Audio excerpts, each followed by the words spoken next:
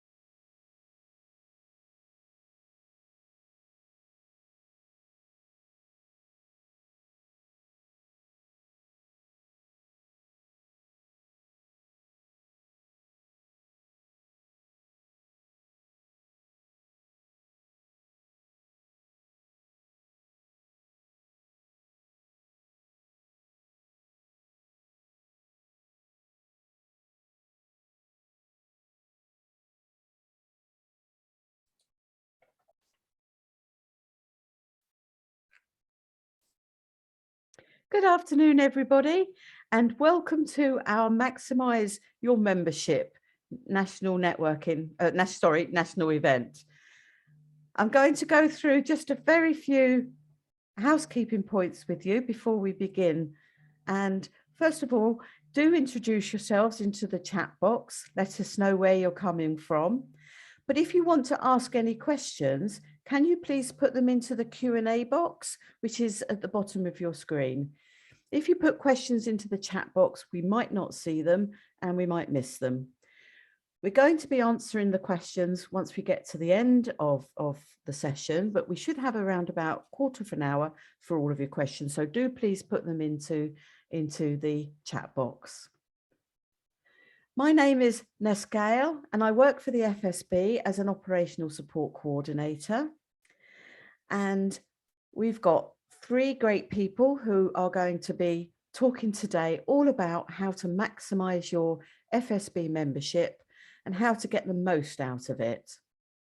So whether you are a long-term member or whether you've only just joined us, or if actually you haven't even joined the FSB yet, you will find out all about the benefits and you'll be able to get the most out of them. So without further ado, let me introduce to you now our panelists. So, and before we start, just to let you know, we are recording this actually. So if you do want to, I'll be able to send the link over to you later. So if you do want to watch it through again, you can see it at your leisure. So don't worry too much about taking notes now, because you will be able to watch it through later as well. So our panelists today, we've got Louise Beard. She is one of the FSB members in Devon. We've got Sue Wilkinson, who is FSB Development Manager for Devon. And we've got Hemant Kalidas. He's the FSB Regional Sales Manager for the Midlands. So I thought, first of all, if we could just take a minute for each of our panelists just to give us a brief background of themselves and how they sort of fit into the FSB. Louise, if we could just start with you, if that's okay, just give us a little bit of a background, please. Sure. Hi, I'm Louise Beard. I am the business manager at Hillside Product Design Limited, which is a product design consultancy specialising in design for manufacture based in Teignmouth in Devon. I've been an FSB member for many, many years now, and I've also served on the committee for the Teambridge branch of the FSB. I've always very much enjoyed the networking events and other things that FSB have to offer. Thanks very much, Louise. Turning now, please, if we can, to Sue. Hi everybody, I'm Sue Wilkinson and I look after the Devon area of the FSB. So I've got about 5,500 members across my patch, and I deal with business issues that impact them, and I take these issues up to the council leaders and to the local MPs so that I'm supporting my businesses as best I possibly can. Lovely, thanks, Sue. And finally, Hem, perhaps you could just give us a little bit of detail about where you fit into the FSB.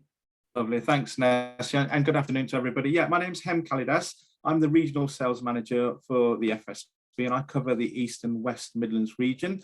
And my role predominantly is to look after the membership advisors, who some of you may have actually met when you joined the FSB. And our role is really to increase membership across the Midlands region, in particular for my region, but across the board nationally.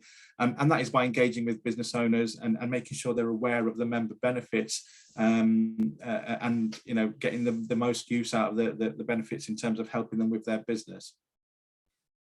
That's brilliant, Hem.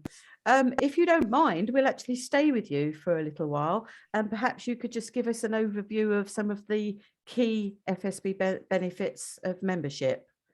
Sure, thanks, Ness. Yeah, absolutely. I mean, that's what we're here for today, is for a reminder for everybody, for those who are already a member and for those who are not, obviously, an introduction to some of the benefits that we have. There is a lot to go through. I'm going to try and quickly go through as many as I can briefly, but please do put your questions if you've got any in the Q&A sessions, and hopefully we'll be able to go back to those and answer a few of those later on. So one of the main reasons why people join the FSB is the support package, and it's important to remember here that anything that you sign up for, the membership with the FSB, is a personal membership. It's not affiliated to the actual business you own, it's personal to you. And there's a benefit for that, because the personal membership actually covers all of your business interests that you'll have. So you may have more than one business, you only pay the one membership and it covers you for all of those business interests that you may have. So a couple of the main reasons why people join is, one is legal protection scheme, which you have access to a 24-hour helpline on any advice on business law. So you'll be dedicated to a team of 50 solicitors or barristers that deal with issues on things like criminal prosecution, property disputes, personal injury, data protection, and so on. Any kind of legal issue that you may come across in business. You're covered up to £100,000 per claim. And that's unlimited claims, so it's per claim, and that's to pay for things like representation, awards and court fees and etc. and those kind of things, provided you follow the advice of our legal team. And we'll always say to our members, anybody who joins the FSB, and it's important, this is the fact that if you have any little issue, anything that you may think is, whether it's small or minor or major, is to give our legal team first before you take any action, because if you take some form of action further down the line that may alter the course of the case, then we might not be able to pay for your representation. But we'll always say, give our team a call first and take the advice from the beginning. Included in our membership as well is the tax investigation protection. And again, it's a 24-hour helpline that includes areas for tax, VAT, PAYE, IR35, and you'll get full representation for any full and aspect tax inquiries. If HMRC decide to do a tax inquiry, you're covered up to that point from the FSB. The benefit of that is because your accountant at that point, if you did have a tax investigation, you'll be paying accountant fees if you had an accountant for their time for digging out information and all those kind of things. With the cover that we have with FSB membership, we will agree the accountant's fees upfront, and that's paid for by the FSB if required.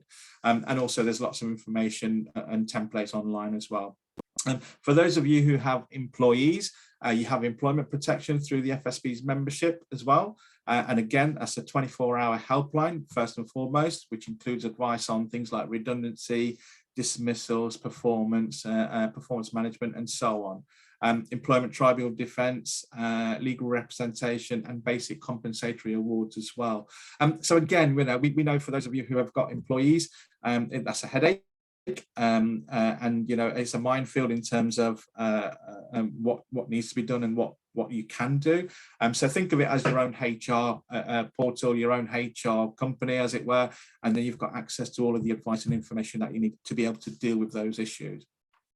Another quick one on there is the health and safety advice as well. That's part of your membership. Again, 24-hour helpline, advice on things like risk assessments, fire safety, food safety, hazardous substances.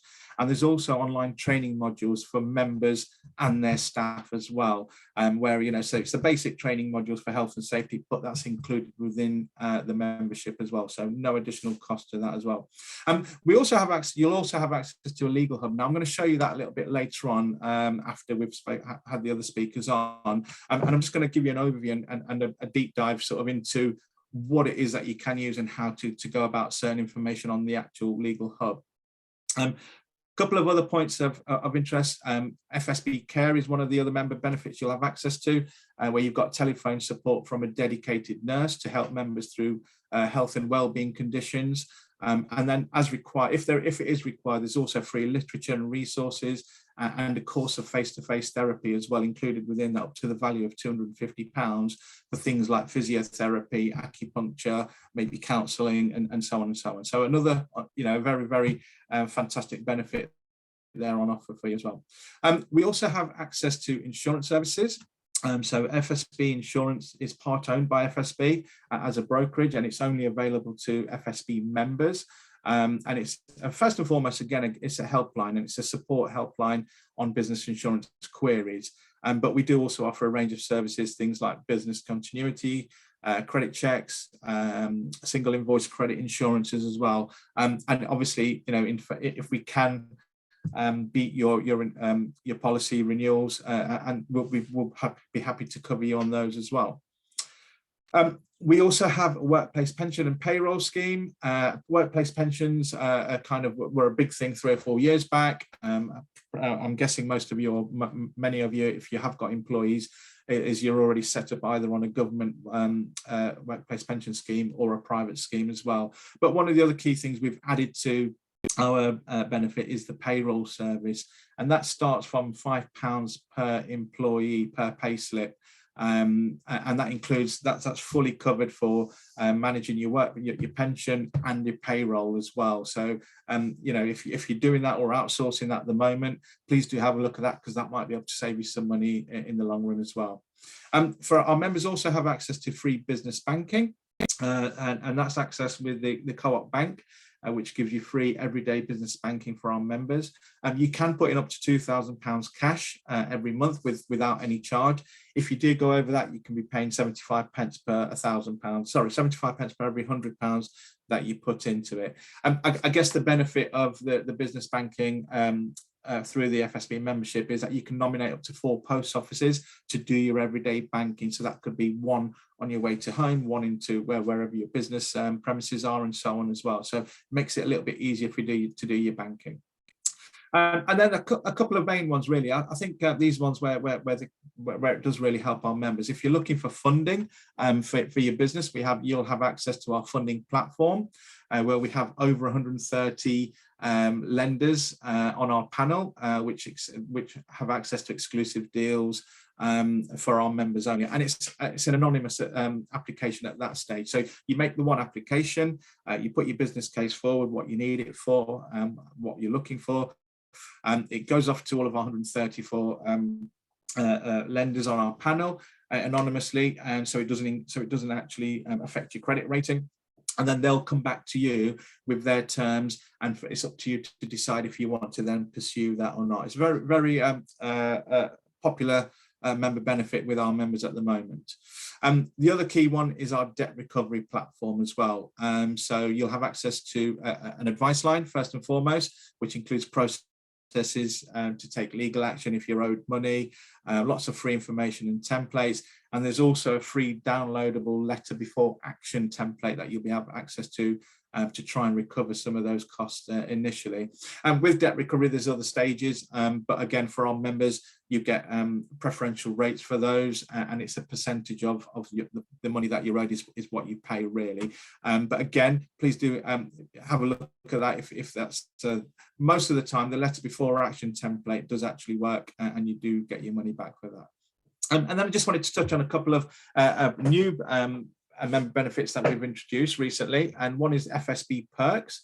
So you've got access to a wide range of wellbeing resources and services that would normally only be available to employees in larger businesses, and that's including things like health services, gym classes, cashback offers, and more.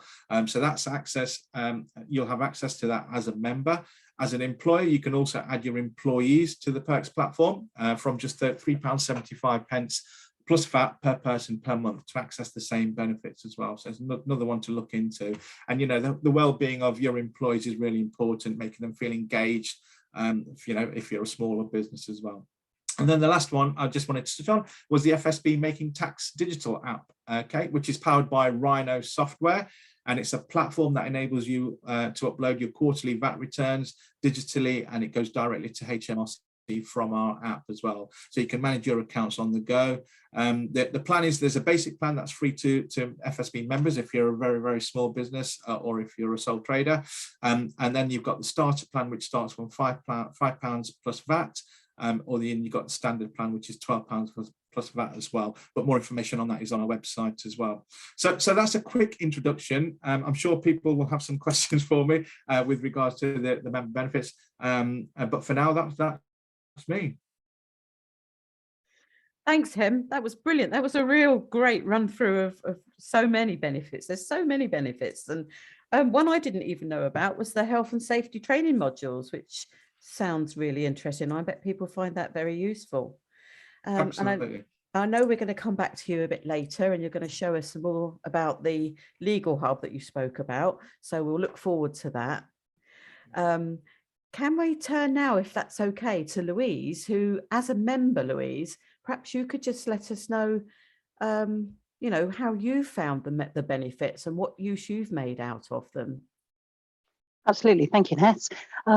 Okay, as a business, we've always been members of the FSB. We've looked at it as having a big brother sat beside us should we need one, a safety net to help us with things we don't have the knowledge or experience to deal with ourselves. In my opinion, the biggest challenge in running a small business is having the time and the knowledge to deal with everything you have to deal with. You might be fantastic at what you do, but that doesn't necessarily make you a fantastic business person. It's just not possible that you know every tax law, every health and safety guideline, employment law. You can't do it. And if you don't have limitless resources of both money and time, which most of us don't, you can't always go and ask for professional help. So the FSB, with all its resources, is a great organisation to have the backing of. So in the beginning, we used the FSB to help set up our business. We'd been operating for a while as sole traders, self-employed, etc. But the business grew and we took people on. And it quickly became apparent that we needed advice on things like employee contracts, business terms and conditions, health and safety guidelines, operating practices, payroll, huge, great long list of things. And it is very, very daunting going to be an employer.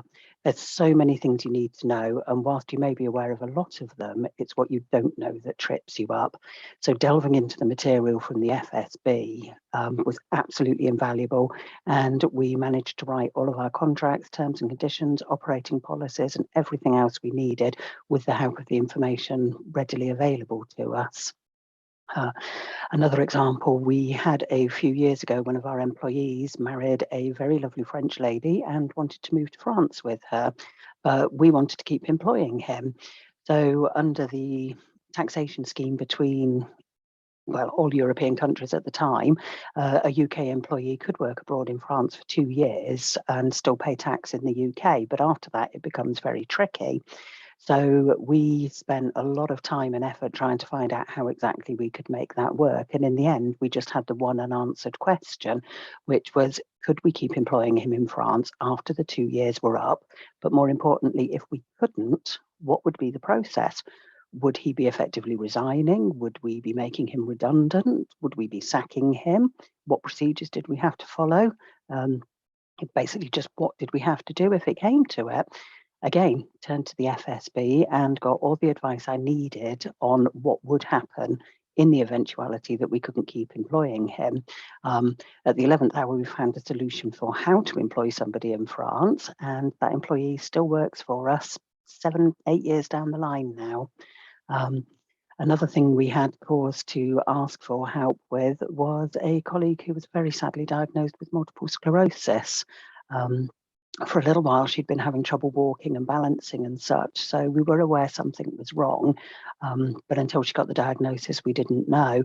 And as a colleague, obviously, I was devastated for her, but as her employer, it led to a massive amount of questions as to what I had to do in order to keep her safely employed.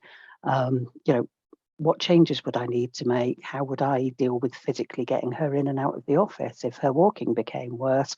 Would it be necessary to fit a stair lift, as we've got offices on the first floor? What about time off for doctor's appointments, sick leave, etc.? Is there any financial help available for these sorts of circumstances? What happened if she became unable to work? Would she have to resign? How could I continue supporting her to work if she didn't want to resign, despite all the different challenges?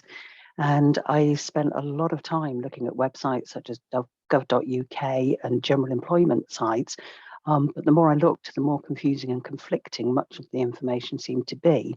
I needed advice that was tailored to my business and my circumstances, not general advice written to cover all the different variants there could possibly be.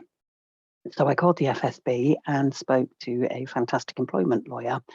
And I talked with her about what physical alterations I may have to make, what was practical and not practical in a rented office building, what steps I had to legally to take to ensure her to work for us, how to deal with time off for medical appointments and sick pay so that it gelled with her contract of employment. Lots and lots of things I'd already thought of. More importantly, several things I hadn't thought of. And thankfully, that employee was able to stay working with us until she decided it was time for herself to give up work. And finally, one of the most important services, which I'm actually using as we speak, is the debt recovery services.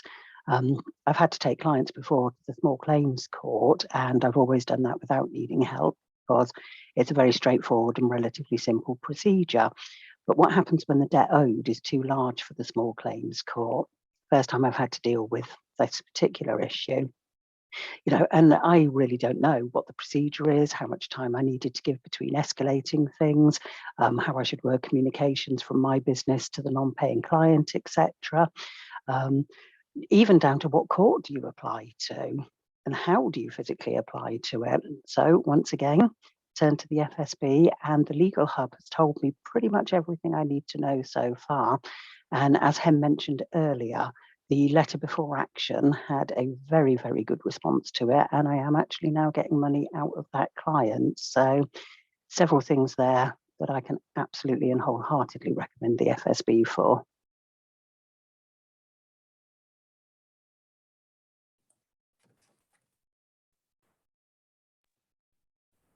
You're on mute, Ness. Sorry. Thanks, Louise. You've really made great use of the FSB benefits, haven't you? And I'm so glad that FSB has been able to help you. in so many different ways. And I know we're going to come back to you in a little while because you've got some more to tell us, haven't you? Absolutely. Brilliant, thank you. I'm just going to turn quickly to Sue now, because as a development manager, Sue, you know, there's obviously lots more that you do. And can you tell us a bit about that, please? Yeah, I'm just going to give you a bit of a highlight of a day or a working in Devon scenario. So as I say, I support the FSB members in the Devon area to ensure that their businesses are considered at the highest level. So I talk to the local councils, Devon County Council, the local MPs, and anything that needs to be pushed up to national, policy issues, things like that, I will send up. And recently I've been working on the Devon County Council, sitting on a lot of boards with the devolution deal, as Devon is one of the areas, there's only 9 in the country, but Devon's one of the areas that's applying for a deal through the Levelling Up White Paper. And the amount of deal we can have depends on very much on the makeup of the area. So Devon hasn't got a mayoral system. This means it falls into level 2, which means we're going to be going for a county deal, which is really, really important for the businesses, because if I'm not there supporting business issues, we can't look at what we want for this. So I've been sitting at a lot of business meetings for the Devon County deal. Our local area asks for the county deals were sent to national government on Wednesday, the 30th of March. And we hope that we can then begin starting on the deal and the work from April 2023. The government is moving away from their previous devolution approach, and this new focus is on local governance and local reform. The new focus is on achieving 4 different missions, which the county deal is expected to report back on monthly. And as I'm going to sit on these boards, I'll be part of this reporting back. But I'm doing it for our businesses, as I say, it's really important. So we're going to be looking at boosting productivity and living standards by growing the private sector, which is growing the businesses in the area. We're going to be looking at spreading opportunities and improving the public services, especially in the areas where we haven't got good public services and we haven't got good bus links and things like that. We need to get supported. We're going to be trying to restore a sense of community so that you're proud of the area that you live in. So in Devon, when you walk around an area that perhaps once was shabby, it will not be as bad. I mean, let's hope that we get all this, because this is what we want. And we're going to empower the local leaders and local communities, which is what the government's offering. As I've sat on the board, our representative Devon have played a strong part in putting forward the asks, and I've asked for the creation of a business board so we can feed into the main board, so that we've got business seats at main level. We're going to be working at that level so we can actually say, this isn't working for small businesses. This isn't what small businesses need. So this is important. I've asked for ring-fenced money through the British Business Bank for startup support, because down here we've got a lot of members who might set up a business, think about it, but they don't get much further. You know, it's the startup. As Louise said, the FSB has been very useful on that side of it, and that's something we've looked at. I've highlighted the importance of keeping our growth hub going, because the growth hub down here is very, very good at giving the businesses that second boost, and it often offers schemes, and it's a very good place I signpost stuff to. So that's another thing I've asked for. I've asked for support for digital growth, because some of our businesses might know exactly what they're doing with their own business, but the world is changing and the digital growth is actually vital. I've done a lot of work asking for a join up link with Exeter University, because Exeter University is a centre for excellence on carbon neutral. They've got 6 top scientists in the world who are the best carbon scientists across the world. So why not, as in Devon, we should be working with them, and our small businesses need to be working with them. So that's something that I'm trying to get a link with, because, you know, everybody's talking about going carbon neutral. If I've got a university on my patch that's got 6 of the top scientists in the world, the small businesses need to be there doing it. So that's something we've agreed we're going to try and do through the devolution deal and through this work. I've asked for the creation of a business support bank so that Devon businesses that are struggling can have some support through a ring-fenced pot of money. That means that they can go. I think this is really important for businesses, so that they know that there's somewhere that if things are not working, that there's a ring-fenced pot that can, I mean, they're not going to give the money out immediately, I know that, but it's a way that we can support the businesses. And I've also asked for, well, I sit at the work on the Freeport, but I've asked for the work in the Freeport to ensure that small businesses and small and medium-sized businesses are considered in the Freeport work, because we've got a Freeport coming in Plymouth, and we've got a lot of very small businesses in that patch. There might just be a row of shops and things, but we want them included and inclusive. So that's the work I've been doing on the devolution deal. There's a lot of DMs across the country that will be doing work like this, but there's only 9 in the country that are actually working on a devolution deal, our devolution deal. Some of them will be mayoral, some of them will be deal 1s, deal 2s, maybe level 3s. Cornwall, I know, is working on trying to get a mayoral system, but it's really important that we're there, that small businesses, the small business representatives are there, because if not, we wouldn't be fighting your corner. And that's what I'm doing in Devon for you.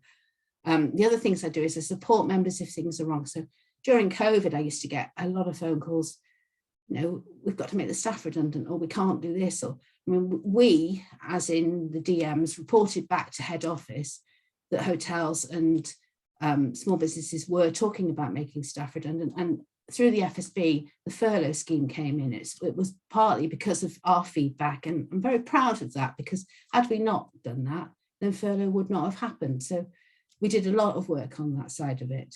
I lobby for them if there's a high street route shut or a bus route's being closed. I can ask for things to be changed. So I support the businesses down here, and I feed back up.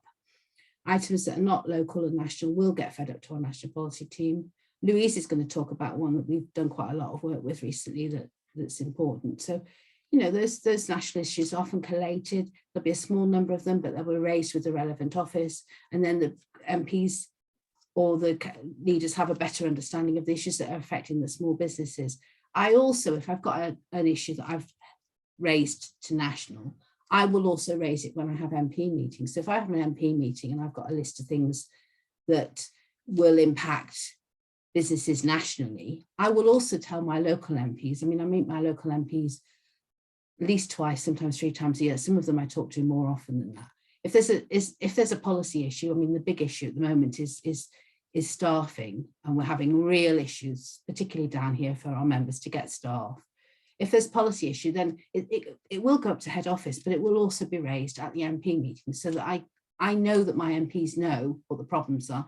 And through them, quite often, it goes back to the office that it impacts, so that we get a double whammy, if that makes sense. And it's a really good thing that the members do that.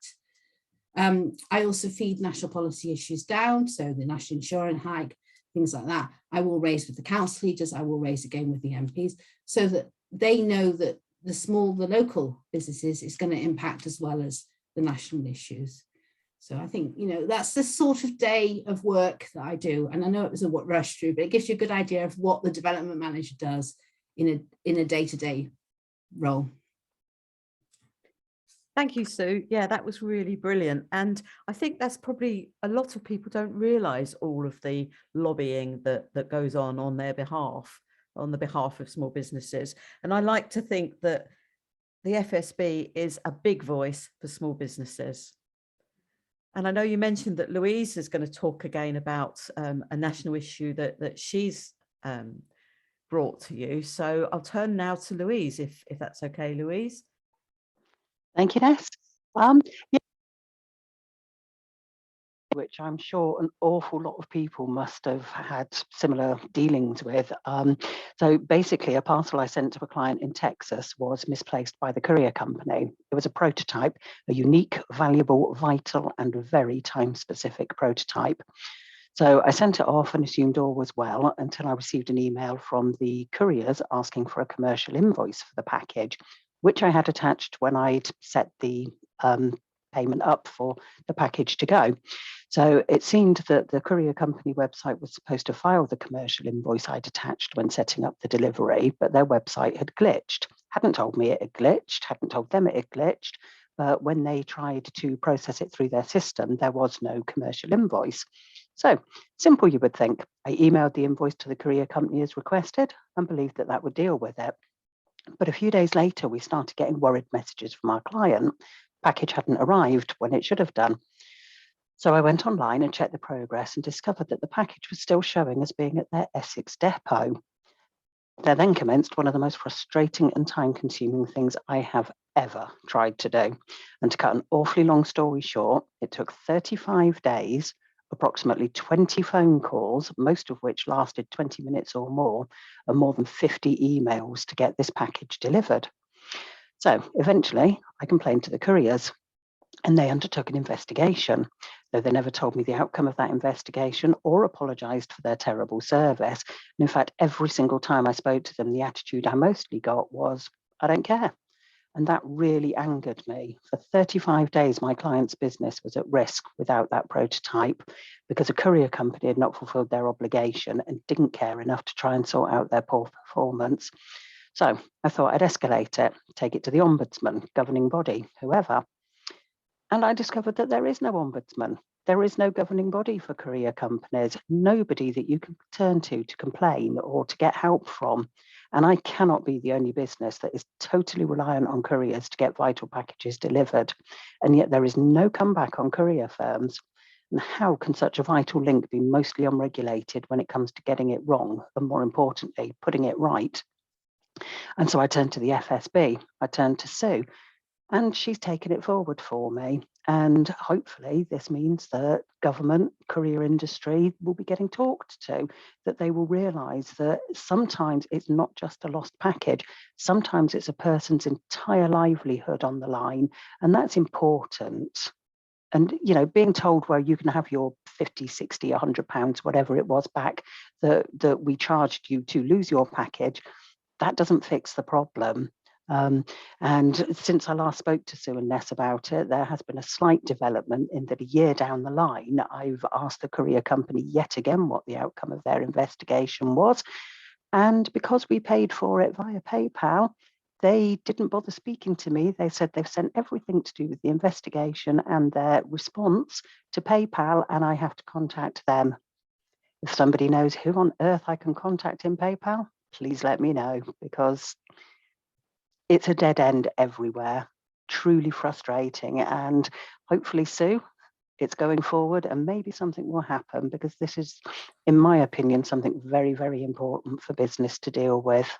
Yeah, I've reported a couple now. We had a chap in Exeter who drove to the place in over in not in fish pond, fish pool, wherever it is, and actually went and got his package back out, paid for them to have his package back, because he like Louise, he couldn't afford to be without that package, and he delivered the parcel himself.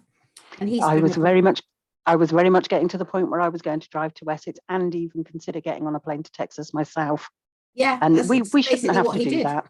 Yeah, because it's so important to him. So we've got, as far as I'm aware, 2 have gone from Devon to policy team, and I'm sure the policy team have got a lot more issues, and they will be raising it, and I've raised it also with our MPs. So it is Excellent. something that's important. Yeah.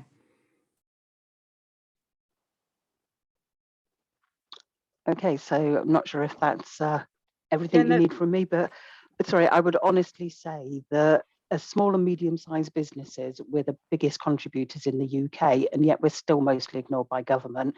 They make laws that we have to abide by, even though they don't fit our businesses, or we don't have the resources, skills and time needed to apply them. We don't have an individual voice as businesses, but we do have a respected organisation to talk for us, to stand up for us and tell the powers that be that the new ideas are unworkable, or that small businesses need consideration to be given to how things affect us. And that's what the FSB does for us. It's our voice, our resource, our organisation.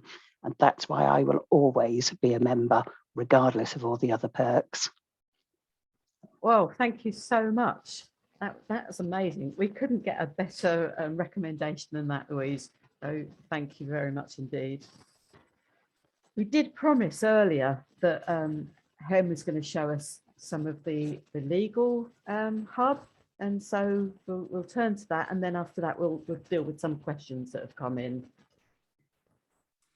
Thanks, Ness. Yeah, just to follow up from what Louise was saying, actually, yeah, what a great reason to join the FSB, despite all these other benefits that you're going to get, is to have a voice for the small business community. So yeah, well done, Louise. I completely agree with you on that one. Yeah, so just going back to, I mean, I appreciate the earlier on my session was quite brief and quite quick going into some of the benefits, but there are a lot to go through. So, you know, please do go onto our website and have a look at them. All the benefits are listed there anyway. But what I wanted to do now was just to show you our legal hub, which is, again, as part of your membership, you'll have access to, and it's kind of like your your document hub, basically your go-to place for anything that you think is part of your business that you might need in terms of information. So I'm just going to share my screen with you, so just bear with me.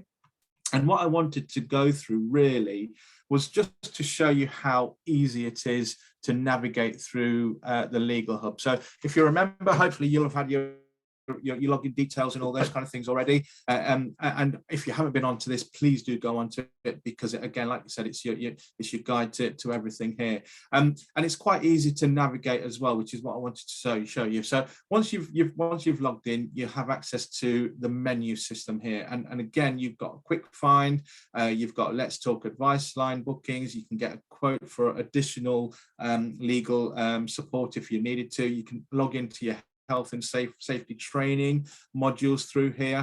There are some case studies and there's a document index. And I'm just going to click on the document index for now, just to show you that this is your index for all the documents and policies and guides that might be available on our website, all in one area.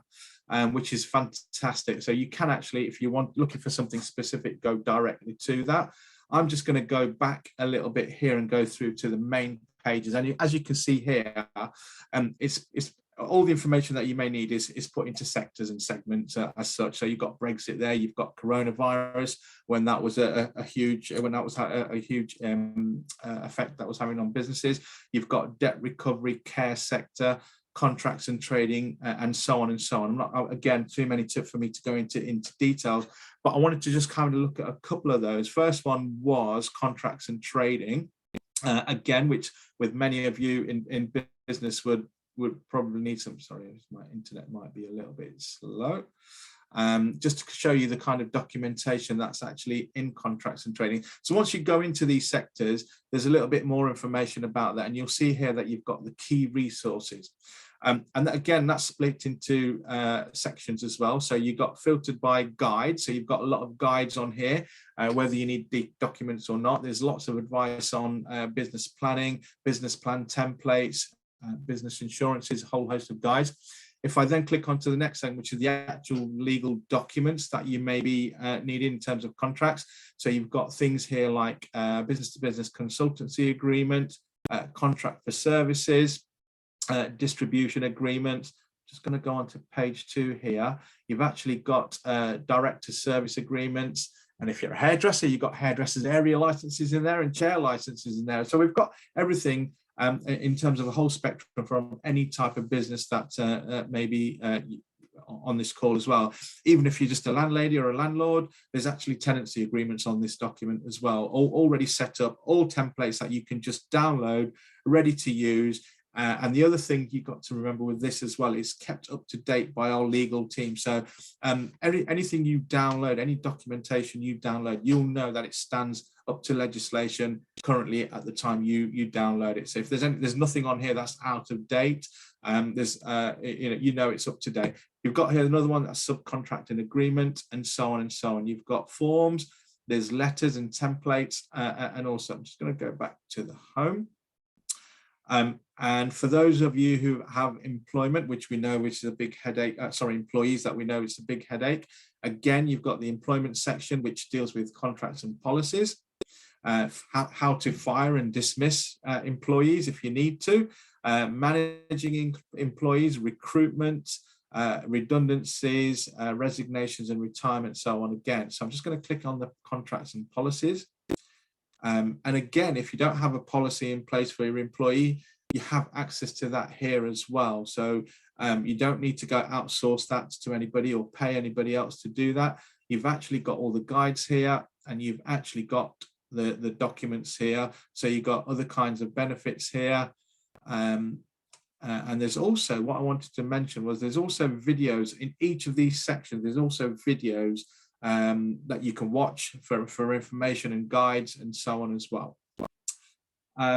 The other specific area I wanted to just show you on the Legal Hub is that actually, if you wanted to speak to our legal team, rather than waiting on to, making a phone call and waiting on the phone. You can actually book a call directly through your website here as well, which is absolutely fantastic feature as well.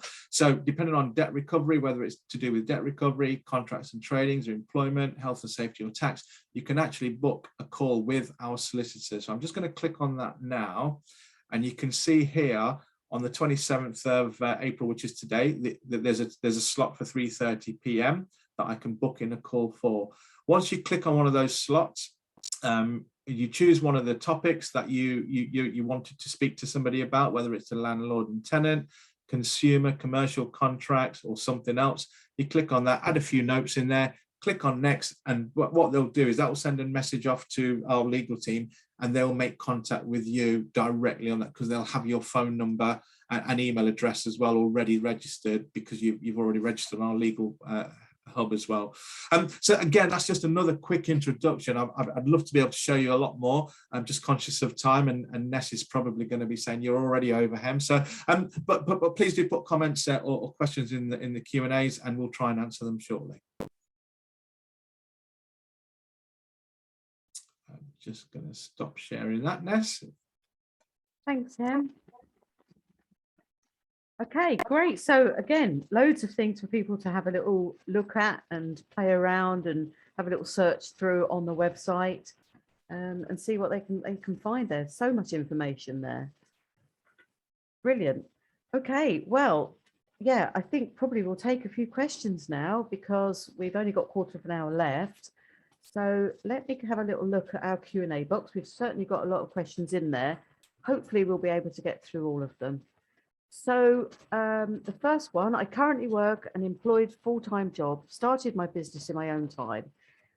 Would there be a team able to look through my contract and give me advice if there are any clauses that would prevent me from continuing with my business in my own time? Hem, would you know the answer to that one? Yes, it's like I have made a few notes actually whilst I was just going through these. So the answer to Sarah's question there is probably not, because it's an employed role that she's taken on. It's information that she needs through that particular one. However, our legal team does have paid for services. I mean, I'm not sure exactly what the cost would be for that. If it was something that you were reviewing for your own business, for your own employees, yes, absolutely, that's part of our legal service. But in this particular instance, because it's something that's not particularly with her business, I mean, it's the best thing to do is to speak to our legal team, and there may be a charge for it, there may not be. I mean, our legal team are very lenient on giving advice anyway, most of the time. Okay, great. So talk to the legal team and see what they can advise you. We've got another question here. I've got a website and was told by someone from a legal company I'm on a networking event that my terms and conditions and privacy policy aren't up to scratch. FSB have templates. Have they got support in making sure the legal stuff on websites is adequate? Again, yeah, okay, yeah, absolutely. So for Tanya's question, yes, we do have the T's and C's and the privacy policies, everything on FSB's website or through the legal hub. Again, our legal team can have a look at that. If there's any amendments or anything that's needed, there may be a cost, again, additional to that, but they're happy to review it and have a look at it. And again, my advice would be there to speak to the legal helpline again. Great, okay, thank you. Right, what else have we got that's come up? Will we send links? I have put some links into the chat box, but if you go onto our website, fsb.org.uk, you'll be able to find information about all of the benefits, so you can look at them in a bit more detail. And can FSB Insurance advise on professional indemnity? Short answer to that, Ness, is yes. Yes, okay. Thanks, Hem. Okay, would the co-op still be a suitable bank for use with online payments? Yeah, absolutely, Ness. It's a business bank like any other, so it does exactly the same as every other bank, and they will accept backs and other online payments as normal. Great. Okay, super. We've got a new member here. Welcome to the FSB family. Can we add and link FSB logos onto our website? I know Yeah. we can do that, can't we? Yeah. We can, Ness. Yeah, it's a good question. Yeah, absolutely. And you'll have access through that from your login when you go into your dashboard as well. But yeah, I mean, we get a lot of members asking for that, being able to promote or use our logo onto their own websites and letterheads and stationery as such, because it just gives them that little bit, a business, that little bit more credibility that they're part of an organization as well, which is great. But yes, definitely you can use our logo. Yeah, great. Okay. And I know that when I'm walking around, I often spot FSB member stickers in businesses, and you know, I'll pop in and just say hi if I see it, if I see a FSB member sticker. Yeah, absolutely. We've got lots of people who've been agreeing with Louise and understanding why you're an FSB member, and you did a super job with that, Louise, so thank you again. Here's a question here: can I add my employees to the health and safety training, and would there be a cost with that? What types of so the health and modules safety? Sorry. No, so the modules are free. Sorry, yeah, the modules are free for their employees, and it is the basic health and safety training modules for their employees. There's no cost to that. Okay. Oh, well, that's great, isn't it? What type of insurance should I be looking at for a small business offering educational services and working with children? Oh, that would be a specific question for our insurance team. Unfortunately, Yeah. I'm not qualified to give that kind of. I'm not qualified to give that kind of No. information. Actually. But it'd be speak to our insurance services. You don't have to be a member to speak to our insurances. You know, because they'll be able to provide that advice for you before you become a member. Yeah. Okay. As the next one is probably another quite niche one as well. What kind of associations should I look into for my small business working in educational services? Again, that's probably best answered by finding out some more information, wouldn't it? Really, that's quite. Yeah. Okay. Somebody have said when I joined FSB, I was told that I could have the logo. Okay, so we've already covered logos. Yeah. Great. Okay, whizzing through these. Right, here's one for you, Sue, I believe. Have FSB carried out any work to assess the boost and impact of Brexit on its members? Yeah, we've done a lot of research on it. We've also held a couple of seminars on what Brexit has and what impact it's had on members. And those members that were sending things to Europe have now started to look at other markets. We've got about 70% drop off of membership that were sending stuff out to Europe, you know, any part, Spain, Portugal. We've got a real problem, as Louise highlighted, with the border in France. They seem to hold on to every fourth or fifth package, which Louise won't be surprised about.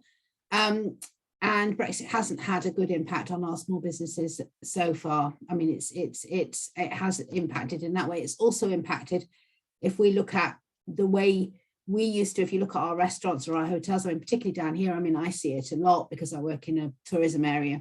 We used to have a lot of EU people who came and worked in the restaurants and the hotels, and we don't see that anymore.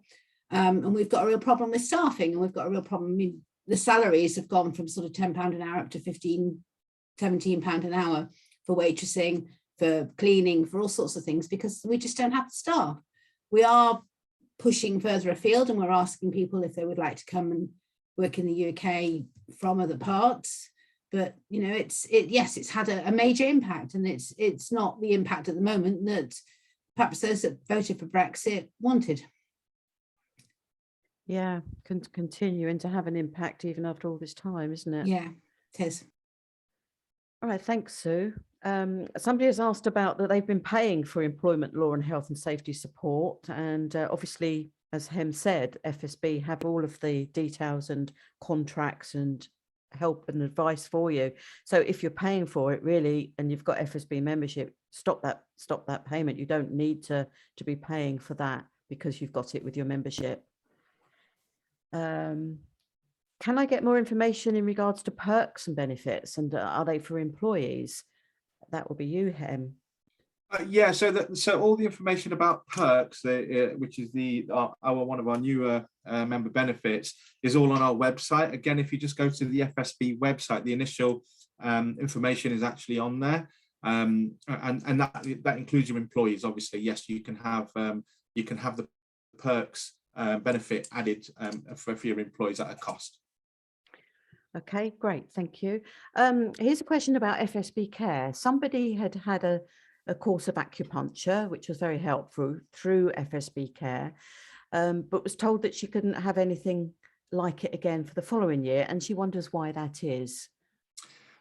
Yeah, I think that would be because there is a limit in terms of there's up to £250 worth of counselling acupuncture courses. That's if as and when it's required, if the nurse dictates that it's required. So that is kind of up to that limit of £250.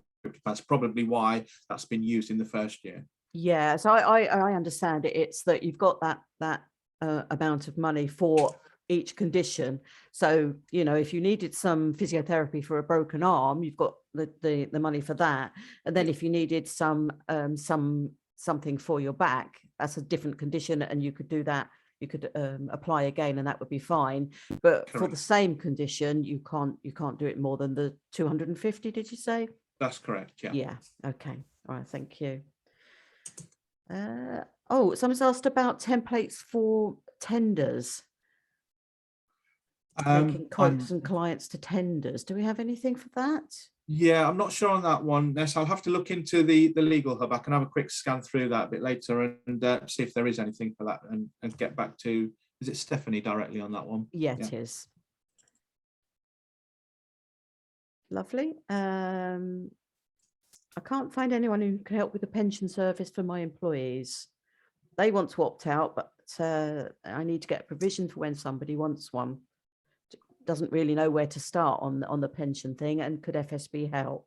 Absolutely, yeah. So our workplace pensions and payroll services would be able to help you with regards to that. And again, I'm not an expert in pensions and those kind of things, but again, they'd be able to give you advice on that, because yes, I mean, I believe when a business or when an employee starts, they have to be opted in.